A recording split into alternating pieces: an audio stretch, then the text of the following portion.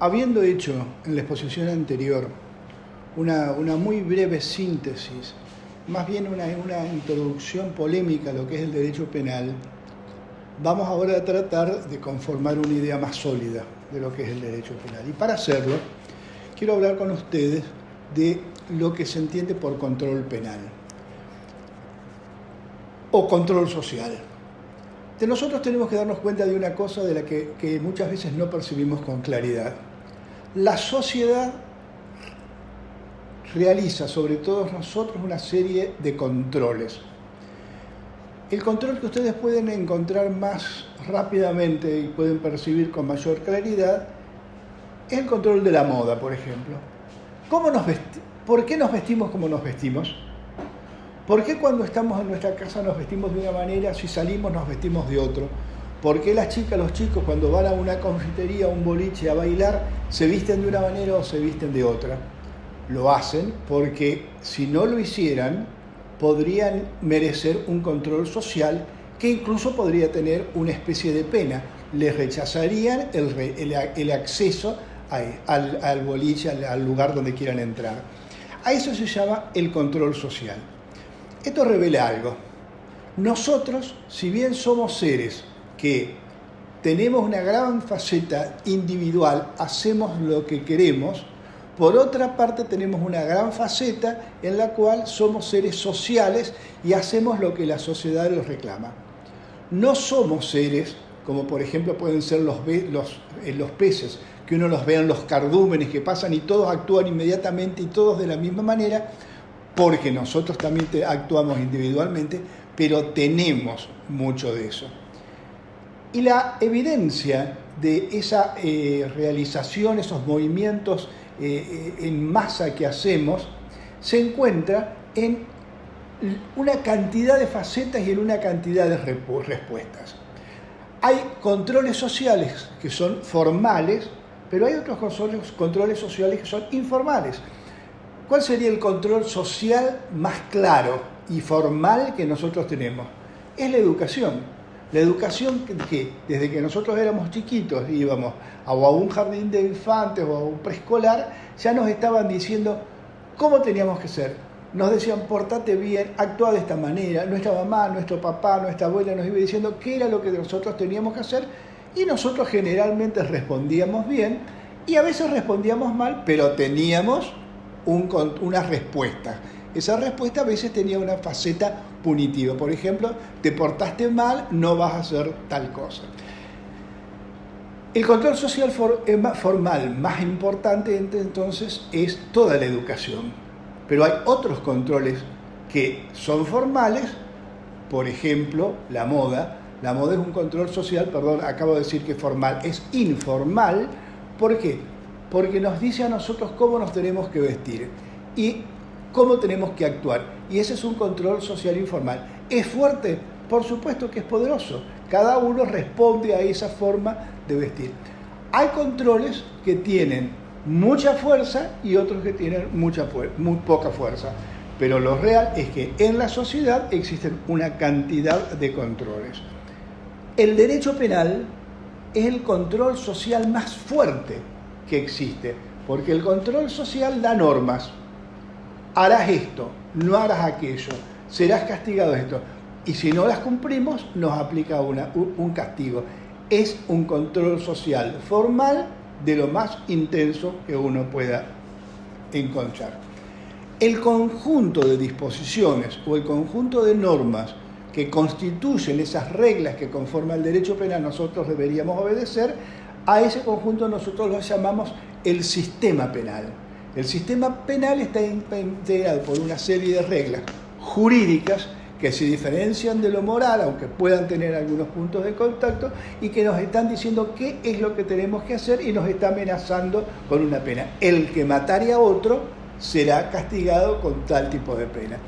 El sistema penal entonces es una manifestación formal del control social que entre nosotros tenemos. Ahora bien, en el sistema penal nosotros podemos encontrar normas jurídicas y antijuridicidades. Las normas jurídicas nos están indicando qué es lo que nosotros teníamos que hacer. deberíamos hacer esto, deberíamos hacer aquello. Y lo contrario a eso, lo contrario al cumplimiento de esa norma, es lo que nos indica la antijuridicidad. Debemos acá nosotros ver algo. No toda antijuridicidad nos coloca ante el derecho penal. ¿Qué es esto? El derecho, en general, establece qué es lo jurídico, qué es lo correcto. Por ejemplo, cumplir con un pago que uno tiene que hacer, cumplir con una deuda, atender a sus hijos, atender a sus padres. Pero no todas las normas tienen una respuesta punitiva. Muchísimas normas, por ejemplo, todas del derecho civil, tienen una norma manifestada en una indemnización. Pero nos encontramos con el derecho penal, que el derecho penal no solamente se conforma con la aplicación de una indemnización, sino que requiere algo más. ¿Algo más para qué? Para que el hecho no se vuelva a repetir. Ese algo más opera en relación a ciertas conductas, no a todas conductas. Es difícil establecer cuáles conductas, porque las conductas van variando y también va variando la apreciación que la sociedad hace de esas conductas. Yo les puedo hacer a ustedes una pregunta. Alguien que habla mal de otro, alguien que dice no me gusta esta persona, es una conducta desvaliosa, del que hablaron mal no se va a sentir bien, pero ¿es merecedora de pena? ¿Es igual tan desvaliosa esa conducta como el pegarle a otro, como robarle a otro?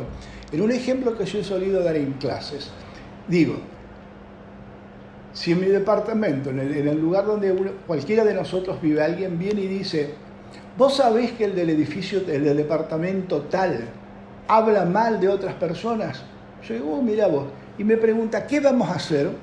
Nosotros vamos a decir, no, probablemente vamos a decir, no vamos a hacer nada. ¿Por qué? Y porque se las arreglen entre ellos. Es una cuestión privada. Yo no me voy a meter. Pero si en cambio alguien viene y me dice, el de tal departamento está violando chiquitos y alguien, o nenitas, y alguien pregunta, ¿qué vamos a hacer? Yo estoy seguro que todos vamos a decir, algo hay que hacer para que eso no siga ocurriendo. Y vamos a poner en marcha el sistema penal para que a través del castigo. Eso tratamos a través del castigo de que eso no vuelva a ocurrir. La selección o la elección de cuáles son las normas que nos resultan insoportables es realizada a través de la política criminal. Todos nosotros tenemos opiniones respecto a cuáles conductas deben ser prohibidas y cuáles no. Pero hay ciertas conductas que las define el legislador penal, en la cual elige las conductas que en una determinada sociedad resultan insoportables y entonces a esa dice, a esas conductas las vamos a castigar. ¿Por qué las vamos a castigar? Porque nos resultan insoportables, no podemos vivir con esas. Demos un ejemplo de absoluta actualidad. Esta situación triste que estamos viviendo de la pandemia. Durante algún tiempo no era operativa la norma que indicaba que teníamos que cumplir las disposiciones de salud pública. A nadie se le hubiera ocurrido probablemente que íbamos a estar encerrados como estamos ahora. Pero ahora, sin embargo, lo opera y todos lo entendemos. ¿Por qué? Porque nos damos cuenta de lo grave es. Y decimos, eso ahora es merecedor de pena. No podemos tolerar lo que eso siga ocurriendo. Ahí es donde aparece entonces la idea del ilícito penal o el injusto penal. Si nosotros conformamos la totalidad del derecho, podemos decir eso es lo justo, lo correcto, y lo contrario sería lo injusto. Ahora, como acabamos de ver, no todo lo injusto es penal. Hay un injusto, el que no cumple con una obligación, el que no cumple con una deuda, está haciendo algo injusto y contrario al derecho. Pero probablemente ese injusto no sea merecedor de pena. ¿Por qué? Porque no es tan grave. Ahora, en cambio, puede haber ciertos injustos que sean graves. En la actualidad, la violación de las reglas de la pandemia. Y entonces ahí hablamos de un injusto penal. Hay un solo injusto frente al derecho. El derecho establece una sola disposición general, varias disposiciones de carácter general donde está diciendo qué es lo justo y qué es lo incorrecto. Pero una parte de eso, una porción de eso, establece qué es lo injusto penal y eso es lo que aparece entonces, ahí aparece el derecho penal. Tenemos que tener en cuenta entonces esto de lo que estamos hablando. Hay injustos, pero además hay injustos penales. El injusto penal es contradictorio, es contrario al derecho civil, pero tiene un plus, que es el castigo que está imponiendo. Dicho esto, vamos a retomar un temita del que hablamos en la clase anterior, en la exposición anterior, en la cual yo les comentaba cómo la sociedad siempre, aún hoy todavía, se pregunta ¿por qué hay delincuentes? ¿Por qué hay personas que, habiendo reglas claras que me están diciendo qué es lo que nosotros vamos a hacer, deberíamos hacer, sin embargo, no lo hacen? Para que ustedes tengan una visión histórica rápida de esto, tengo que mencionar una tendencia que hubo. Lombroso era un médico y se comenzó a preguntar más de un siglo atrás por qué sería que había personas que delinquían. ¿Por qué? Si las normas son normas que emanan la sociedad, si toda la sociedad estamos diciendo está mal robar, ¿por qué sin embargo hay personas que roban?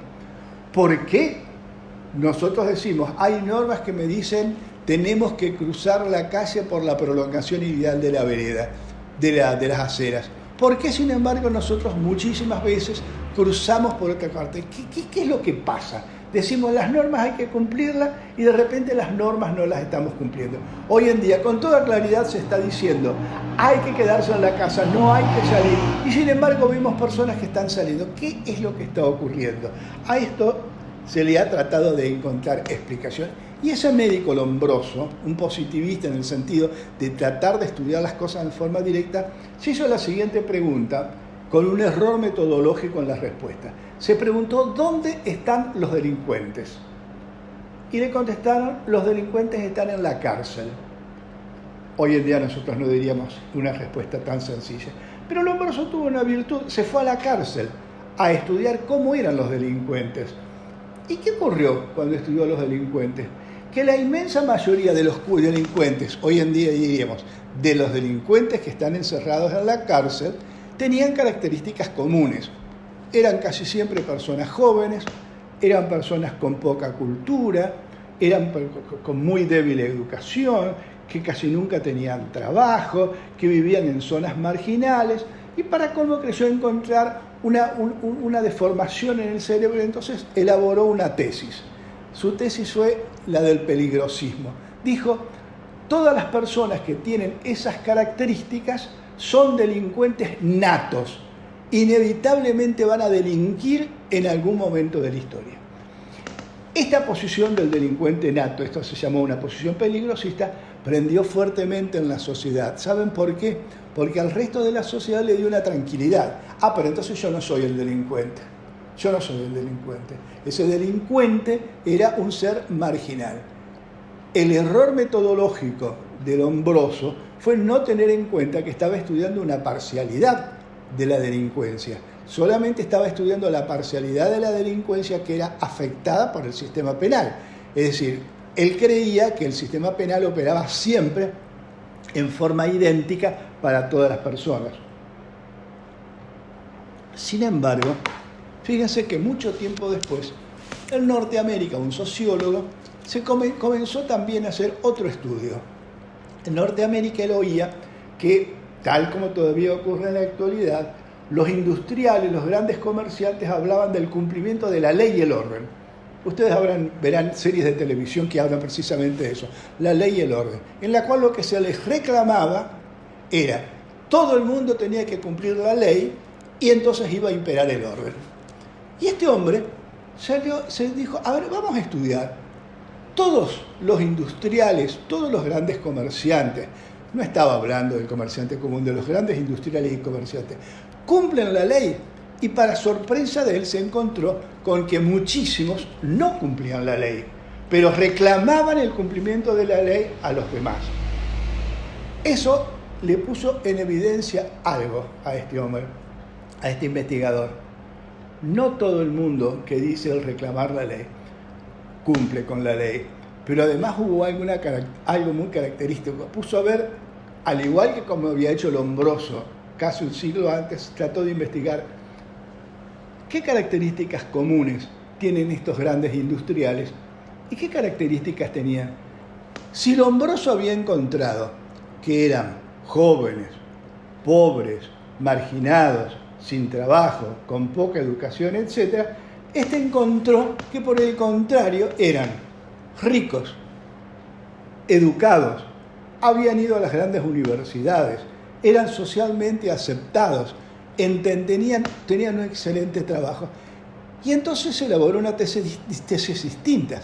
El delito no era consecuencia de la marginación, sino que el delito también era consecuencia de una cultura, de una educación. Lo que pasa es que no se cumplía con la norma. Esto ya hizo entonces atender a una realidad distinta del derecho penal. El derecho penal no solamente castiga esto, sino que también castiga a los que son personas cultas. Claro, todos nosotros sabemos, bueno, pero el derecho no funciona siempre así.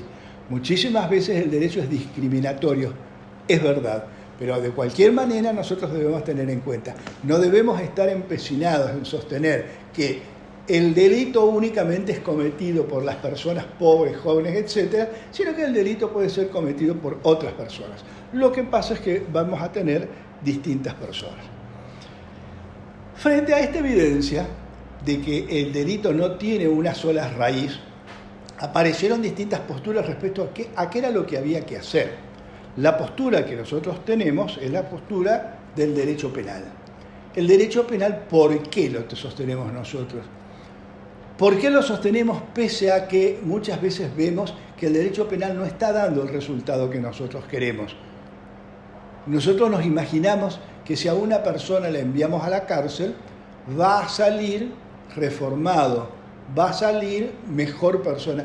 Y la evidencia, los índices de reincidencia con los que nos encontramos nos dicen, sin embargo, que eso no está ocurriendo. ¿Por qué, sin embargo, nosotros tenemos? Fíjense que sostenemos el derecho penal y la pena. Fíjense que hay posturas que dicen que habría que terminar con el derecho penal. Hay posturas como el abolicionismo total. El abolicionismo dice hay que terminar con el derecho penal. No atina a decir qué es lo que vamos a hacer con el que infringe la norma. Porque no solo las normas, recordemos, no solamente son las que dicen hay que ser educado, sino una norma que dice no matarás. ¿Qué haremos con el que mata? Bueno, eso no tiene una solución en el agnosticismo. Hay otras personas, otros autores que dicen, y mira, no tengo en claro qué hay que hacer, pero no quiero apoyar el derecho penal. Es una duda que tengo muy fuerte. ¿Qué postura debemos adoptar nosotros que somos personas, todos ustedes, que están estudiando derecho penal? Ustedes saben que nosotros tenemos una norma de rango superior. Esa es la Constitución. ¿Y la Constitución dice algo sobre el derecho penal? Sí, la Constitución lo dice. La Constitución le impone al Congreso de la Nación el deber de dictar un código penal. Y el Congreso está obligado a dictarlo, de hecho lo ha dictado desde 1921, 1922 y lo sigue modificando, y ahí entonces nosotros no nos podemos apartar de él. Tiene que haber un derecho penal en el cual tiene que haber pena. La respuesta que nuestra Constitución, la respuesta que nuestro derecho penal da a la persona que comete un delito es la pena. La pena, como su nombre lo indica, es algo que hace sufrir. Cuando nosotros decimos que alguien está penando, que tiene una pena, está triste y sufre. Ahora bien, el derecho penal, sin embargo, lo que hace es establecer penas de distinta naturaleza. A través de la historia se han elaborado muchísimas penas. Fíjense que nosotros podemos hablar de la Biblia y encontrarnos que ya Adán y Eva fueron castigados porque habían cometido una desobediencia a una ley de Dios. No comerás del árbol del bien y del mal. ¿Y el castigo cuál fue? El castigo fue según dice la Biblia, expulsarlos del paraíso terrenal. Pero luego de eso hubo una infinidad de castigos que se fueron ensayando. Algunos castigos que no eran castigos que se aplicaran solamente al autor de un delito. Había castigos que se aplicaban a toda la familia, a todo el clan, a toda la tribu, a toda la sociedad. Se destruyeron sociedades enteras. Hubo una pena que tuvo predicamento, que tuvo importancia, la pena de muerte, en la cual se mataba, y muchas veces se mataba de la forma más cruel que nosotros nos podemos imaginar. Recuerden ustedes que acá en América, los españoles en la época de colonización, a un indio lo descuartizaron, un jefe indio, lo descuartizaron atándolo de manos y de pies de 4 caballos distintos y lo descuartizaron haciendo que los caballos tiraran, porque simplemente no obedecía las leyes. Es decir, hubo una cantidad de pena. Hoy en día, nosotros tenemos, junto a la Constitución, tratados internacionales que nos dicen cómo deben ser las penas, qué finalidad deben tener las penas. El Código Penal, la Constitución de la Nación, la Constitución de la Nación no quiere la pena de muerte. Tampoco quiere la pena de muerte los tratados internacionales. ¿Por qué? Porque hablan de que la pena tiene que cumplir una función de resocialización. Tratar de hacer que el hombre vuelva, que la persona vuelva y no expulsarla de la sociedad. Entonces aparecen los distintos fines que tiene el derecho penal. Y fíjense, se habla de la existencia de teorías de las penas. Todas las penas tienen algo de mal. Uno pierde la vida, uno pierde la libertad, uno pierde su patrimonio. Siempre es algo que a uno le duela. Pero las penas se pueden aplicar con distinta finalidad. Fíjense, por ejemplo, se habla de la existencia de penas absolutas, las teorías absolutas de la pena. Conforme a esas teorías, las penas tienen que cumplir una función, no tienen que buscar una función práctica. Son la pura retribución. El que hizo un mal, merece un mal. Y uno se pregunta, ¿y para qué? No importa para qué, no importa si sirve o no sirve, merece un mal. Se sostuvo en algún determinado. Es la única forma de volver a lograr el equilibrio. El que hizo un mal, debe merecer un mal, y así se logra un equilibrio. Esta teoría, ¿no es cierto?, no obstante que la formuló nada menos que Kant, es una teoría cuestionable, porque uno puede pensar, pero si hizo un mal, una persona hizo un mal, y yo le contesto haciéndole otro mal, arreglé el mal anterior. En realidad son 2 males los que tenemos, pero bueno, es una postura muy sostenida. Otras posturas que hablan son posturas que en realidad dicen, en el derecho penal las penas tienen que cumplir una función de utilidad. ¿Qué quiere decir utilidad? Tienen que servir para algo. Por lo menos cuando nosotros aplicamos el derecho penal, la pena, tenemos que pensar y tratar de hacer que sirva para algo el cumplimiento de una pena. Entonces, por ejemplo, se habla de una teoría de la prevención. Se dice, la pena se tiene que aplicar para que el que cometió aprenda y no vuelva a cometer otro delito. Pero otros dicen, la prevención general, no, tiene que servir para que al aplicar la pena, el resto de la sociedad aprenda lo que puede pasar y entonces no delinca. Eso se llama la teoría de la prevención general. ¿Cuál es la postura que nosotros encontramos en nuestro Código Penal? Fíjense, el Código Penal no lo dice así con toda claridad, pero los tratados internacionales y la Constitución Nacional nos está diciendo, las penas tienen que cumplir una función de prevención general y de prevención. Entonces quiere decir que conforme a nosotros, las penas tienen que servir para que el que delinquió no vuelva a delinquir y para que los que no delinquimos, no delincamos en el futuro. Hay una posición muy interesante que habla sobre esto de la prevención, que dice, se pueden encontrar distintos momentos en la aplicación de una pena. Cuando la pena está escrita solamente en el Código Penal y me dice, el que matare a otro será castigado con tal pena, está cumpliendo una función de prevención general. ¿Por qué? Porque nos está diciendo a todos, cuidado, no delincan porque serán castigados. Lo que tiende es a que nosotros no delincamos. Pero luego, cuando el juez que está juzgando al que mató a otra, lo está aplicando, en ese momento, cuando el juez lo condena y dice, terminando el juicio, dice, condeno a tal persona como autor de tal delito a la aplicación al cumplimiento de tal pena, se dice, en ese momento la pena es la retribución. La pena es retribución. ¿Por qué? Porque el juez dice, lo condeno por hacer al autor de este delito.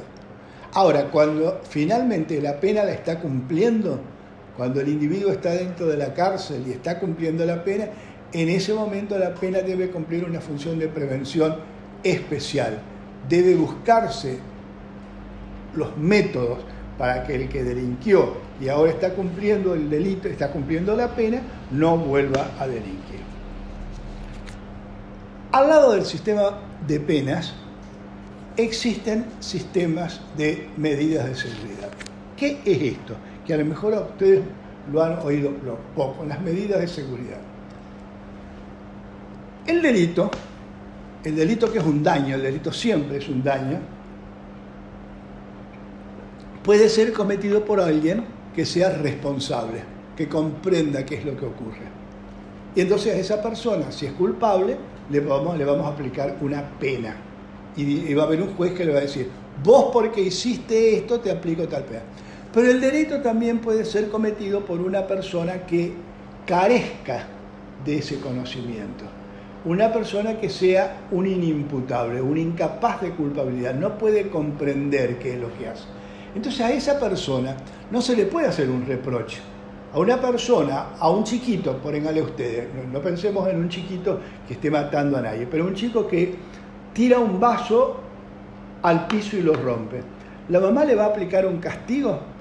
Lo va a gritar a lo mejor en un momento de enojo, pero en realidad lo que va a hacer tratar de enseñarle. Y si un hermano mayor dice, ¿por qué no lo retaste? Y porque es chico, no comprende todavía lo que hizo. Bueno, el problema es, ¿y qué hacemos con el que no comprende? Porque el que comprende y comete un delito, dijimos recién, le vamos a aplicar una pena. Pero a la otra persona, a la que no comprende el delito, ¿qué le podemos hacer? ¿Qué tenemos que hacer? Bueno, para esas personas, todo lo que podemos decir, bueno, nos tenemos que defender. Entonces ahí no lo vamos a castigar, sino que vamos a aplicar medidas de defensa. Las medidas de defensa en realidad son el fracaso del derecho penal, porque es el fracaso de la responsabilidad individual de las personas. Generalmente esto se terminaba en algún momento enviando a la gente a los manicomios, enviando a algún tipo de tratamiento, pero lo que se buscaba entonces era una forma de evitar que ese individuo que no comprende lo que hace, no siga delinquiendo. Las medidas de seguridad. Las medidas de seguridad pueden ser de distintas características. Pueden ser medidas de seguridad curativas, en la cual lo que se trata es de curar a una persona que tiene un mal, tiene una enfermedad, un padecimiento psiquiátrico.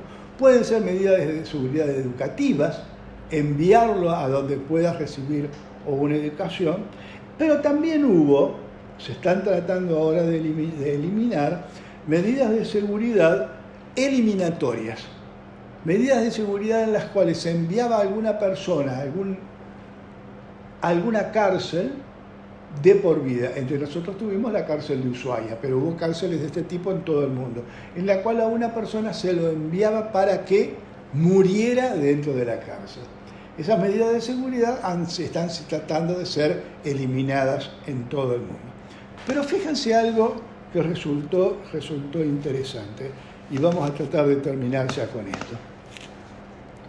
Cuando quedó evidenciado que al sujeto culpable, al sujeto responsable que cometía un delito, sabiendo lo que hacía y teniendo libertad para hacer eso, cometía un delito, lo que había que hacer era aplicarle una pena, diciendo, te castigamos porque vos hiciste mal. Pero, en cambio, no había que aplicarle una pena a quien no comprendía, porque, por ejemplo, no tenía madurez intelectual, porque tenía un déficit intelectual. Pero a esa persona entonces había que aplicarle una medida de seguridad para que no delinca, pero que no tuviera características. Se habló, apareció la idea de elaborar las llamadas medidas de seguridad predelictuales. ¿Qué es esto? Hoy en día felizmente están excluidas, pero ustedes tienen que tener alguna referencia a ello. ¿Qué son medidas de seguridad predelictuales? Los criminólogos de aquella época dijeron, si nosotros ya sabemos que una persona, porque tiene un determinado rasgo, como había dicho Lombroso, el que tiene tal característica, es pobre, es marginado, no tiene educación, no sabe, es decir, no está integrado a la sociedad. Si ya sabemos, como decía Lombroso, que es un criminal nato y entonces va a delinquir en algún momento, la respuesta era, bueno, entonces si va a delinquir, no esperemos a que delinca, castiguémoslo por anticipado.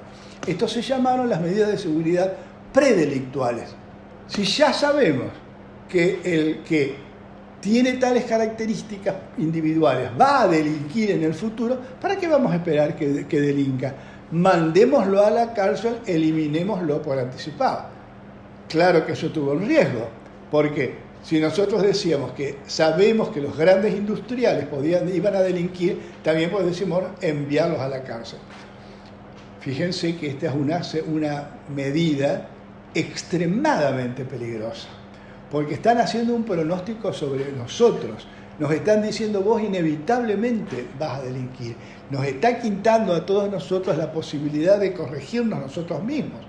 Y todos nosotros debemos saber que en algún momento realizamos una conducta equivocada, pero pudimos habernos corregido. Entonces, no parece atinado esta medida de seguridad predelictual. Felizmente entre nosotros no la tenemos, pero es digno de tenerlo en cuenta.